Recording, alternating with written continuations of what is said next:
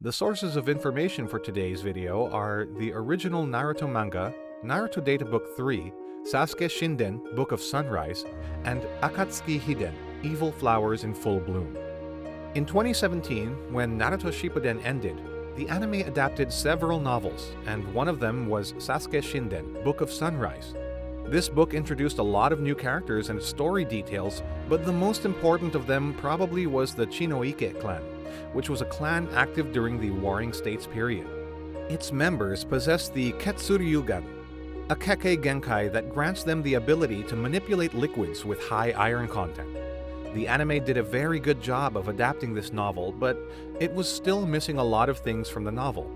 For example, from this novel, we learned several interesting things about Hidan's backstory that were not shown in the anime. In this novel, it is written that during his childhood, after hearing rumors about the Valley of Hell, Hidan went and found it out of curiosity. There, he was disgusted by the smell of sulfur and discovered corpses all over the area. After returning and telling others of the corpses, they weren't surprised that the Chinoike clan couldn't survive living in the valley, prompting Hidan to correct their assumptions and inform them that the bodies weren't skeletons, but actual bodies, with their blood still wet. His story led to people suspecting Hidan of murdering them, as well as Yugakure ninja being dispatched to the area to investigate, during which they determined the slaughter to be a clan act. Naruto databooks can be useful sources of information about characters whose backstories were not shown in the series. In the third Naruto databook, it is written that after Yugakure deteriorated from a shinobi village to a tourist site, Hidan became infuriated with how things were turning out. He believed that the shinobi that resided there were meant to kill, and thus slaughtered his neighbors before leaving Yugakure and joining the cult-like faith known as Jashin, a religion that worshipped a deity of the same name. The primary teaching of this faith appears to be outright slaughter, where anything less than utter destruction is considered a sin. Through experiments with Jashin's secret technique, Hidan was granted immortality. The most interesting thing about Hidan, I think, is his religion, Jashinism. Well, this is the religion followed by Hidan, and the primary deity is Jashin. There is not a lot of information available about it in the canon story. However, there is some information from other sources, such as Databook and Boruto anime, that gives us more insight into the religion. Well, let's start talking about its symbol, which is a circle with an upside-down triangle inside it. In real life, it could be a reference to the symbol used by cults to open the door for demons to enter the real world. Also, it could be a reference to alchemy and its symbol of natural elements. Hidan also carries an amulet that has this symbol, and he uses it to perform the rituals. The only follower of this religion that we see in the Naruto manga is Hidan, and nothing is known about other followers. However, we have seen a few others in the Boruto anime. According to Hidan, Jashin demands utter destruction and death, and the meaning of the religion is killing to generate as many sacrifices as possible. Also, he is quite hostile towards non-believers and atheists, and condemns them. Based on his conversation with Kakuzu, the Jashin religion promotes conversion, and Hidan is really patient in explaining the beliefs to those who show an interest in Jashinism. Also, other religions like pagan religion are present in Naruto's world, since it is mentioned that Hidan likes to fight them, though he hesitated to fight Chiriku, who was a monk, because of the fact that he would go to hell for killing a monk. Even though Hidan specifies his immortality and other rituals as powers because of his way of Jashin, they're actually just forbidden techniques, attained through some dangerous methods. So far, we've seen 3 techniques that are attained after following the way of Jashin. I want to start this list with the most popular technique of Jashinism, immortality. Although we have seen several almost immortal characters in the series, I think Jashinism is the closest thing to complete immortality after Ten Tails, Madara, and Kaguya. Hidan's main advantage is his inability to die from virtually all causes, with the exception of malnutrition.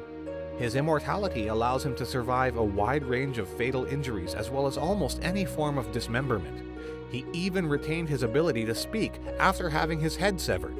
However, his head still needed to be connected to his body in order to control it, requiring Kakuzu to reattach it and other body parts when needed.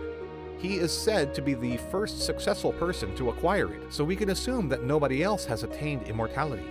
Though it is mentioned as some sort of magic power from a deity, it is actually just one of the forbidden jutsus, requiring several sacrifices. In a way, it is similar to summoning impure world reincarnation technique that summons dead people back to the real world by using a living body. Another technique which Hidan acquired with the help of Jashin is the cursed art Blood Right Death. After ingesting the blood of the target is inflicted with the same wounds as the caster inflicts upon himself. Thus, Hidan alone can use this technique since it involves the caster injuring himself, and only Hidan, with his immortal body, can perform it. The caster will have Grim Reaper-like patterns all over his body.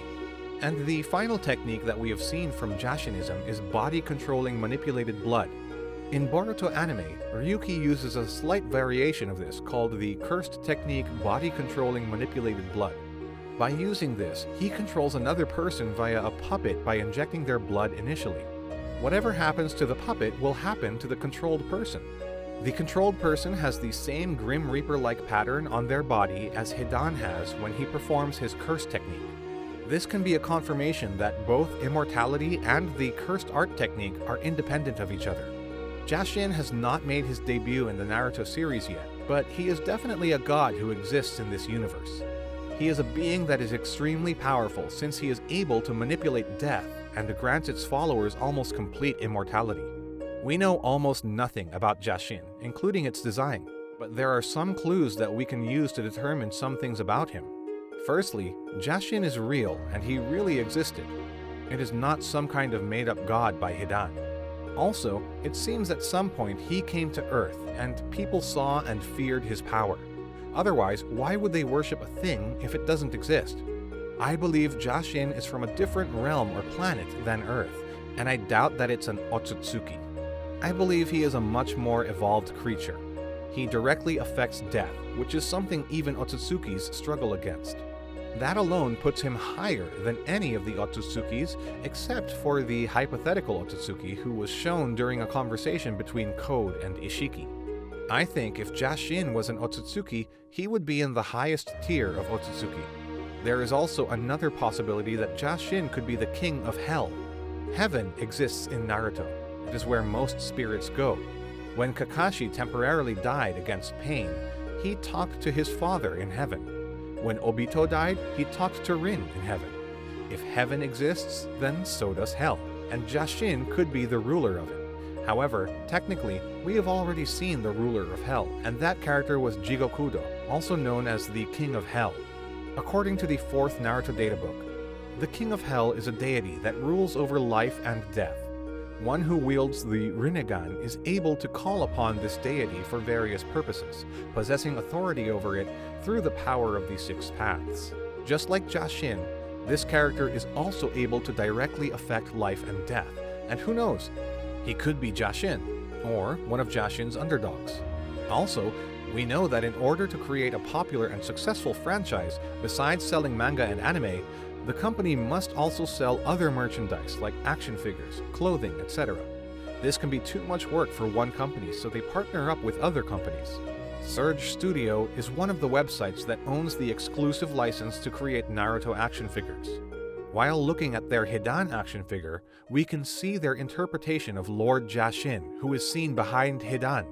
I really like this design, and I hope whenever Jashin appears in the series, he will be depicted like this.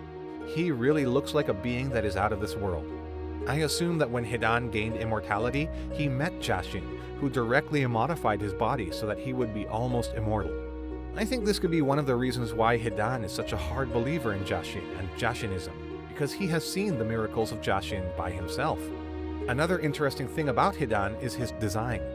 In Naruto Databook 3, Kishimoto revealed that Hidan's design with the skeletal patterns and scythe was meant to resemble a Shinigami because Hidan uses curses and things.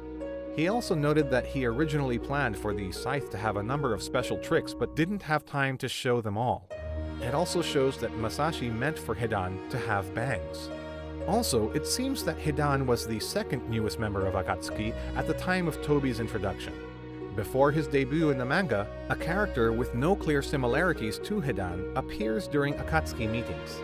We can assume that it was Kokuzu's previous partner, since we know that during his early years in Akatsuki, he had at least 4 partners that he eventually ended up killing due to his short temper. What do you think of Jashin and Hidan? Comment down below. I hope this video was informative. Make sure to turn notifications on to not miss upcoming videos. I hope you enjoyed. Shinzumaki out. Peace.